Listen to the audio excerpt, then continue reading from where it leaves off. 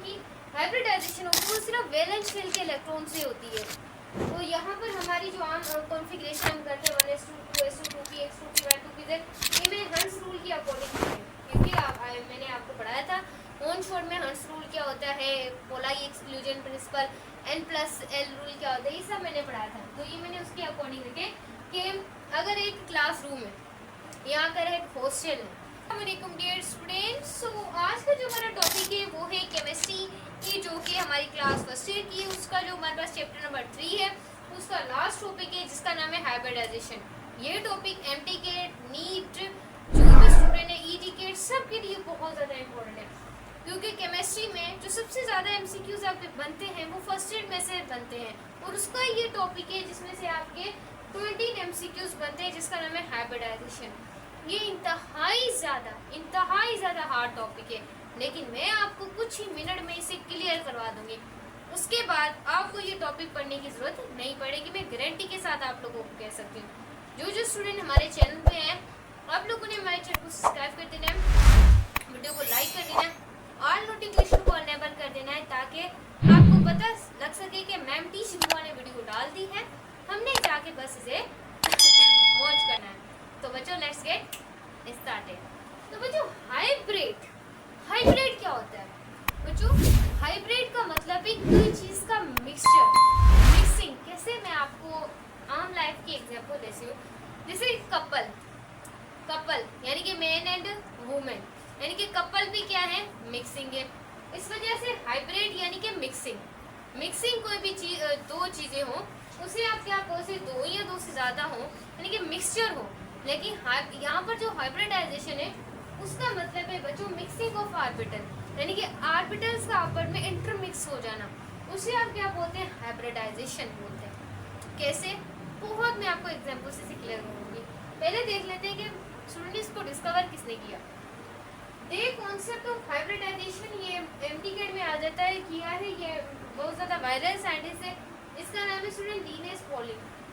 इसने इसको क्या किया बच्चों? डिस्कवर किया the mixing of atomic orbital, यानी कि एटम के जो ऑर्बिटल है जो आपस में स्टूडेंट मिक्स होंगे।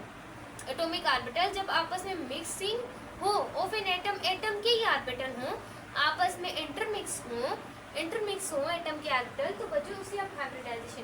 देखिए बच्चों काफ़ी ज़्यादा टीचर आपको काफ़ी ज़्यादा डेफिनेशन लिख पाएंगे कि हाइब्रिडाइजेशन आप इस वजह से करते हैं, जैसे कि बीबीटी थ्योरी ने, वैलेंस बॉन्ड थ्योरी में हमने ये पढ़ा था कि जब भी ओवरलैपिंग होती है अनपेयर्ड इलेक्ट्रॉन्स की, वैलेंस शेल अनपेयर्ड इलेक्ट्रॉन की ओवरलैपिंग होती है, तब क्या बनते हैं? ऑर्बिटल। और जितने एटॉमिक ऑर्बिटल होंगे उतने ही आप लोगों के जो न्यू ऑर्बिटल बनेंगे, मोलिकुलर ऑर्बिटल, उतने ही मोलिकुलर ऑर्बिटल होंगे, यानी कि एटॉमिक ऑर्बिटल से ही आपका एटम बनना था।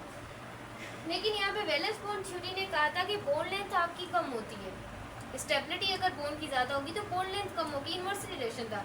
लेकिन हमें हाइब्रिडाइजेशन ने बताया ऐसा नहीं है, जितने दो अगर एटम के ऑर्बिटल मिल रहे हैं तो दो ही नए ऑर्बिटल बनेंगे, उनकी एनर्जी भी सेम होगी, उनकी बॉन्ड लेंथ भी सेम होगी। इस वजह से इस थ्योरी को आना पड़ा, हाइब्रिडाइजेशन को आना पड़ा इनकी गलतियाँ निकालने के लिए। इसके बाद बच्चों हम विस्पर थ्योरी भी पढ़ेंगे। आपको पता है मैंने आपको मॉलिक्यूलर ऑर्बिटल थ्योरी पढ़ी है, टॉपिक बहुत इंपॉर्टेंट है, तो मैंने सोचा कि आपको पहले पढ़ाया जाए ताकि आप वीडियो ढूंढते ना रह जाएं। उसके बाद है एटम, सारा जो कॉन्सेप्ट है आपको मैंने यहीं पर बोर्ड पे लिख दिया है। एटम हाइब्रिडाइजेशन करते क्यों? बच्चों एटम हाइब्रिडाइजेशन इस वजह से करते हैं ताकि वो अपनी जो बॉन्डिंग एबिलिटी है उसे बढ़ा सके, बॉन्ड की एबिलिटी क्या कर सके? बढ़ा सके। वो जो हाइब्रिडाइजेशन उन्हीं एटम में होती है, जैसे कि हमने पढ़ा था कि सिग्मा बॉन्ड वो होता है जो कि हेड टू हेड ओवरलैपिंग हो, सही। पाई बॉन्ड वो होता है जो साइड टू साइड या पैरेलल क्या हो? ओवरलैपिंग हो। हमने ये कॉन्सेप्ट पढ़ा था। लेकिन यहाँ पर जो हाइब्रिडाइजेशन है उसमें सिर्फ आपका सिग्मा बॉन्ड आपको दिखेगा, या फिर आपको यहाँ पे नॉन पेयर्स दिखेंगे, बस इनके बीच में हम क्या करेंगे? हाइब्रिडाइजेशन करेंगे। यहाँ पे पाई बॉन्ड का जिक्र ही नहीं है, पाई बॉन्ड को ये थ्योरी वैलिड नहीं कर रहे, सही। उसके बाद है जो एमटीकेटी में एग्जाम्पल हमेशा आती रहती है वो है कार्बन की। इलेक्ट्रॉनिक कॉन्फ़िगरेशन के अकॉर्डिंग जो आपका कार्बन है वो डाई वैलेंट है। आपने मोनो, डाई, टेट्रा, टेट्रा, पेंटा, हेक्सा, हेप्टा, ओक्टा, नन्ना, डेका, ये गिनती पड़ी होगी। तो उसके हिसाब से कार्बन डाइवैलेंट इलेक्ट्रॉनिक कॉन्फ़िगरेशन के अकॉर्डिंग कार्बन का आपको एटॉमिक नंबर आपको पता है 6 है, तो आप 30 तक तो याद कर लें। अब कार्बन का 6 है। अब एटॉमिक जो तो बच्चों एक रूम में 3 बच्चे रह सकते हैं, 3 बच्चे रह सकते हैं।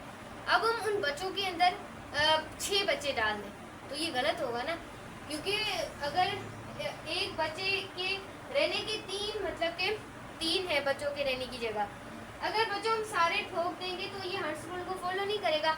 तो हम ऐसा करते हैं कि एक रूम में सिर्फ एक ही बचा जाए, यानी कि एक रूम में सिर्फ एक ही क्या जाए हमारे पास इलेक्ट्रॉन, यानी कि उसने बताया था कि जो अनपेयर्ड इलेक्ट्रॉन होते हैं वो ज़्यादा स्टेबल है एज कम्पेयर टू पेयर्ड।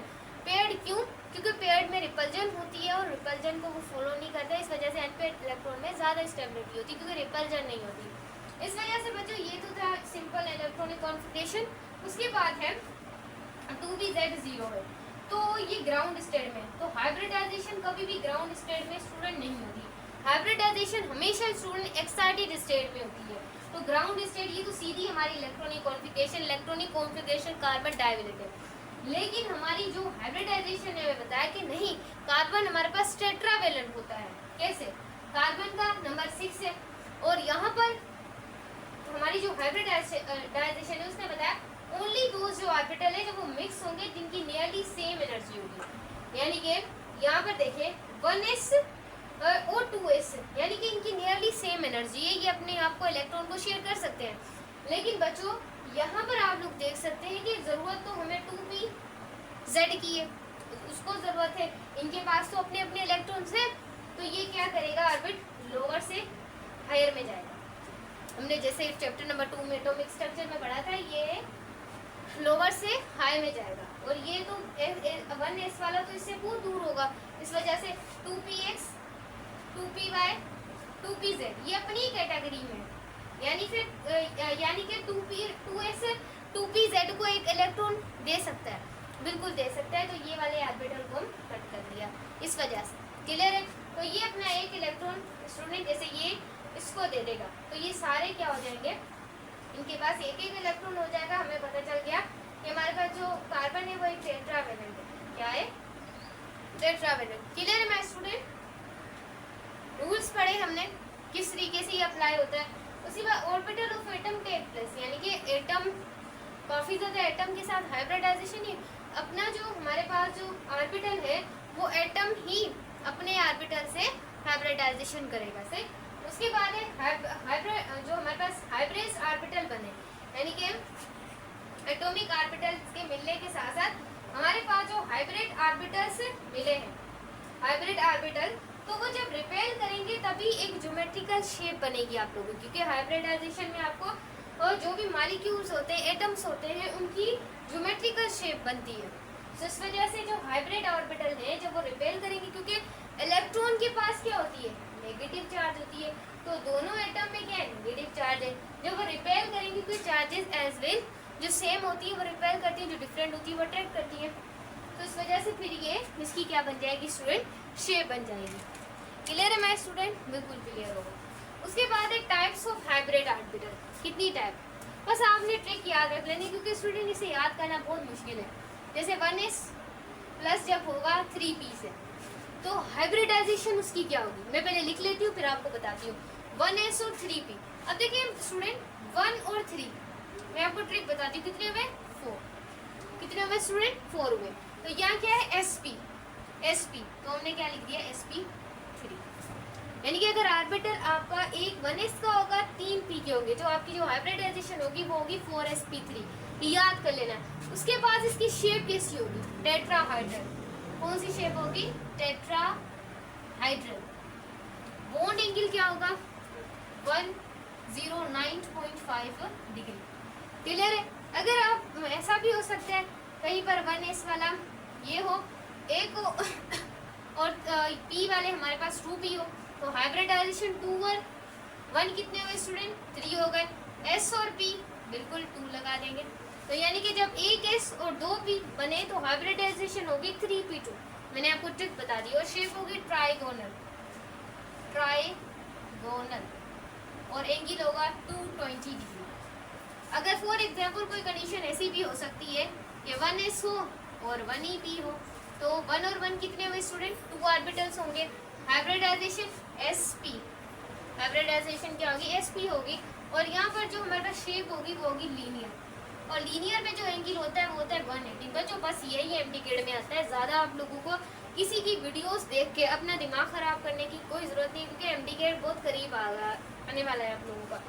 इसके बाद एग्जाम्पल ऑफ sp3 हाइब्रिडाइजेशन, यानी कि स्टूडेंट अगर आपका एक s मिले 3 p और हाइब्रिडाइजेशन आपकी 4sp3 होगी। यहाँ पर आप सब मैंने आपको क्लियर करवा दिया, बस आप लोगों ने इसे पढ़ लेना है। अब एक sp3 वाली हम एग्जाम्पल कर लेते हैं। आपको पता है कि जो कार्बन है उसे चारों तरफ से हाइड्रोजन ने घेरा हुआ है ऐसे, यानी कि इसके साथ बॉन्ड बना रहे हैं, फिर इसके साथ, यानी कि इसकी कोई भी वैलेंसी खाली नहीं है। इसके वैलेंस शेल में हमारे पास 6 ही इलेक्ट्रॉन है, 6 ही क्या है? इलेक्ट्रॉन। और वैलेंस शेल में हमारे पास इसकी क्या है? 2 इलेक्ट्रॉन्स है, क्योंकि हमारी हाइब्रिडाइजेशन जब हो गई। तो यहाँ पर देखें मेरे पास में 4 मार्कर तो नहीं है, लेकिन मैं आपको शेप थोड़ी सी करके दिखा दूंगी, या मैं आपको एक दिखा दूंगी, पिक्चर दिखा दूंगी। ये कुछ इस तरीके की शेप होती है, इस तरीके की स्ट्रिंग शेप होती है, इस तरीके की होती है। और जो ये मुझे सही तरह बनानी तो नहीं आ रही, लेकिन मैं आपको फिर भी सिखा रही हूँ। तो ऐसा मैं आपको सामने पिक्चर में शो करवा दूंगी कि यहाँ पर sp3 यानी कि जब 1s और 3p आपस में मिलेंगे तो हाइब्रिडाइजेशन आपकी क्या होगी? 4sp3 होगी। क्लियर है? तो उसके बीच में जो बॉन्ड एंगल होगा वो होगा 109.5 होगा। सही है। उसके बाद कार्बन की आपको इलेक्ट्रॉनिक कॉन्फ़िगरेशन में समझा चुकी हूँ, और मैंने आप लोगों को बता दिया कि जो नियरली सेम एनर्जी होगी वही हाइब्रिडाइजेशन होगी। तो इस वजह से यहाँ पर वही सेम प्रोसीजर हो गया। तो आप लोगों को पता है कि जिसमें 4 ऑर्बिटल्स और कॉन्फ़िगरेशन आपकी क्या हो? sp3। तो इसे ही का कार्बन के हमारे पास मीथेन के आप लोगों के पास, क्योंकि कार्बन तो सेम है। सो इस वजह से यहाँ पर हम क्या लिखेंगे? sp3। ये बस आपने, और इनमें जो एंगल बनेगा वो 110.5 बनेगा। और जो आपकी हाइब्रिडाइजेशन, बस आपने ये चीज़ें याद रखनी है। मैं बता दूँ जो मैंने शायद पहले आपको नहीं बताई, जैसे कि हमने पढ़ा था कि जो अगर एंगल आपको 109.5 हो, शेप अगर टेट्राहेड्रल हो, तो बच्चों एक उसमें क्या होते हैं, क्योंकि आपका एक 1s होता है और 3 हमारे क्या होते हैं? p के ऑर्बिटल होते हैं, यानी कि एक स्फेरिकल होगा और 3 आप लोगों के पास इस तरीके की क्या डम्बेल आपस में जुड़ेंगे। क्या जुड़ेंगे? Dumbbell shape. 3 यानी कि डम्बेल शेप, क्योंकि p ऑर्बिटल का शेप जो डम्बेल होती है। तो बच्चों ये जैसे ही आपस में जुड़ेंगे तो एक शॉर्ट पार्ट बनेगा हाइब्रिडाइजेशन का, एक लॉन्ग पार्ट बनेगा। तो यानी कि इसमें स्फेरिकल वाला हिस्सा ज़्यादा है। तो यानी कि 4sp3 की जो आप लोगों के पास है हाइब्रिडाइजेशन की स्टूडेंट परसेंटेज होगी, क्योंकि स्फेरिकल वाला हिस्सा कम है तो 25%, p वाला हिस्सा ज़्यादा है, इस वजह से यहाँ पर परसेंटेज आपने याद रख लेनी है। उसके बाद बच्चों ऐसा हो कि एक आप लोगों का s हो और 2 p के हों, सही। फिर आप लोगों की जो परसेंटेज होगी s की 33.3 होगी और p की होगी बच्चों याद रख लेनी है 66.6, सही। ये आप लोगों की यह बनेगी परसेंटेज बन जाएगी। क्लियर है? क्लियर है स्टूडेंट? बिल्कुल क्लियर है। अभी मैं इसे मिटा रही हूँ। अगर बच्चों एक ही s हो और एक ही p हो, तो जो आप लोगों की हाइब्रिडाइजेशन की परसेंटेज होगी s की आप लोगों के पास भी 50 होगी और p की भी क्या होगी? 50। क्लियर है मैं स्टूडेंट? आई होप आपको क्लियर हो। मैंने बोला कोई चीज़ आपकी रह ना जाए ना, एमडीकेड पॉइंट ऑफ व्यू में मजाक हुई। उसके बाद बच्चों है हाइब्रिडाइजेशन sp2 की है स्ट्रक्चर ऑफ इथेन। मैं आपको एग्जांपल देने वाली हूँ। C2 और H4 होती है, आपको पता है, याद रखिएगा। sp3 में जो हाइब्रिडाइजेशन होगी वो सिंगल बॉन्ड की होगी, sp2 में जो हाइब्रिडाइजेशन होगी वो डबल बॉन्ड वालों की होगी। उसके बाद sp में जो हाइब्रिडाइजेशन होगी वो ट्रिपल बॉन्ड वालों की होगी। ये चीज़ याद रखनी है। इस वजह से इनके कार्बन के बीच में डबल बॉन्ड होता है, साथ में हाइड्रोजन आपस में जुड़े होते हैं, और इसमें जो आप लोगों की हाइब्रिडाइजेशन होती है वो sp2 होती है। और इलेक्ट्रॉनिक कॉन्फ़िगरेशन कार्बन आपको पता है कि डायवैलेंट है, वैसे टेट्रावैलेंट है। आपको ये सारी चीज़ें मैंने पढ़ाई हुई हैं। और याद रखिएगा 2s, जैसे वहाँ पर हमारी जो पहली थी sp3 में, वहाँ पर 2s 2p x2p y2p z सब आप लोग सब क्या बना रहे थे स्टूडेंट, आपस में रिलेशन बना रहे थे। लेकिन यहाँ पर जो 2px है वो sp2 नहीं होगा। क्यों नहीं होगा? क्योंकि बच्चों मैंने आपको बताया था कि ये पाई बॉन्ड के साथ हिस्सा लेता है। ये पाई बॉन्ड के साथ क्या लेता है? हिस्सा लेता है किस, और ये पैरेलल जो साइड टू साइड ओवरलैपिंग होती है उसमें हिस्सा लेता है। इस वजह से 2px का यहाँ पर कोई भी काम नहीं है। उसके बाद ये मैंने बताया था हाइब्रिडाइजेशन sp2, जो आपकी शेप होगी ट्राइगोनल बॉन्ड एंगल 120, और यहाँ पर आपके 5 सिग्मा बॉन्ड होंगे और एक क्या होगा स्टूडेंट? Pi bond. क्लियर? यहाँ भी सिग्मा, यहाँ भी सिग्मा, यहाँ भी सिग्मा, यहाँ भी स्टूडेंट क्या होगा आप लोगों के पास? सिग्मा होगा। यहाँ पर भी क्या होगा स्टूडेंट? सिग्मा।